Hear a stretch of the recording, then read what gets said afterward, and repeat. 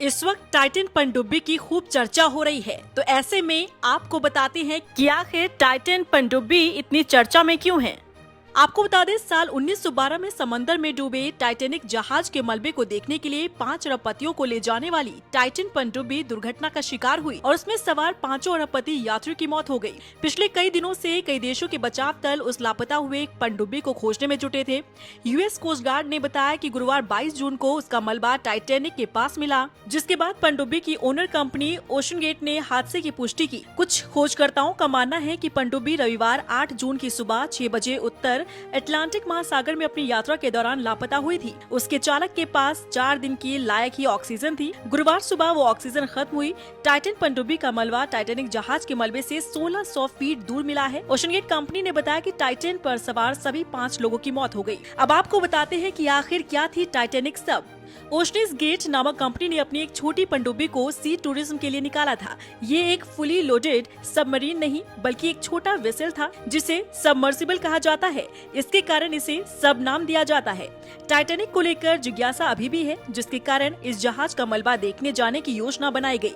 वैसे इसके पहले सबका टेस्ट हो चुका था। साल 2022 में कुछ लोगों को इसके मलबे तक ले जाया गया था। जानकारी के मुताबिक 5 में से 2 बार ही सब सक्सेसफुली टाइटैनिक तक पहुंच पाई थी। क्या आप जानते हैं पनडुब्बी में यात्रा करने के लिए आखिर कितनी कीमत चुकानी पड़ती है? OceanGate company Titanic tourism पर ले जाने के लिए एक व्यक्ति से $2.50 लाख यानी करीब 2 करोड़ रुपए लेती है। कनाडा के सेंट जॉन न्यूफाउंडलैंड से इस यात्रा की शुरुआत होती है। ये समुद्री यात्रा 8 दिन और 7 रात की होती है। कंपनी इस टूर पर एक बार में ज्यादा से ज्यादा 5 लोगों को लेकर जाती है। अब आपके जहन में सवाल होगा कि आखिर ये पूरा हादसा हुआ कैसे और पनडुब्बी कैसे डूबी। बता दें कि पनडुब्बी के दुर्घटनाग्रस्त होने की वजहों को जानने की कोशिश अभी फिलहाल की जा रही है। एक रिपोर्ट में बताया गया है कि लापता पनडुब्बी में 10 साल पुराने गेमिंग कंट्रोलर का इस्तेमाल किया गया था, जिसने काम करना बंद कर दिया था। वहीं कुछ विशेषज्ञों का मानना है कि पनडुब्बी जब गहराई में जा रही थी तो उसमें तकनीकी खराबी आई और ये भी हो सकता है कि वो टाइटैनिक जहाज के मलबे से टकराकर फंस गई हो। इन सवालों के जवाब तलाशे जा रहे हैं। फिलहाल लेटेस्ट जानकारी क्या है ये भी आपको बता देते हैं। यूएस कोस्ट गार्ड्स ने इस बात की पुष्टि की है कि नॉर्थ अटलांटिक में सबके कुछ पुर्जे मिले हैं। इसका मतलब है कि सब में कोई इम्प्लोजन हुआ है। यही कारण है कि उन्होंने सभी 5 व्यक्तियों के मारे जाने की सूचना दी है। अब आपके जहन में सवाल होगा कि आखिर ये इम्प्लोजन होता क्या है,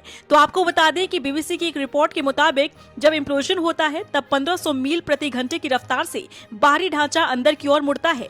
ये वैसा ही है जैसा असर किसी गुब्बारे के हवा निकलने पर होता है। ये इतनी तेजी से होता है कि पूरा 1 सेकंड भी नहीं लगता। ऐसे में सबके अंदर मौजूद कंसंट्रेटेड गैस अपने आप आग में बदल जाती है। ऐसा माना जा रहा है कि जो लोग सबके अंदर होंगे उनका शरीर कुछ क्षणों के अंदर ही आग और प्रेशर से नष्ट हो गया होगा। तो आपको ये जानकारी कैसी लगी, कमेंट सेक्शन में जरूर बताइएगा।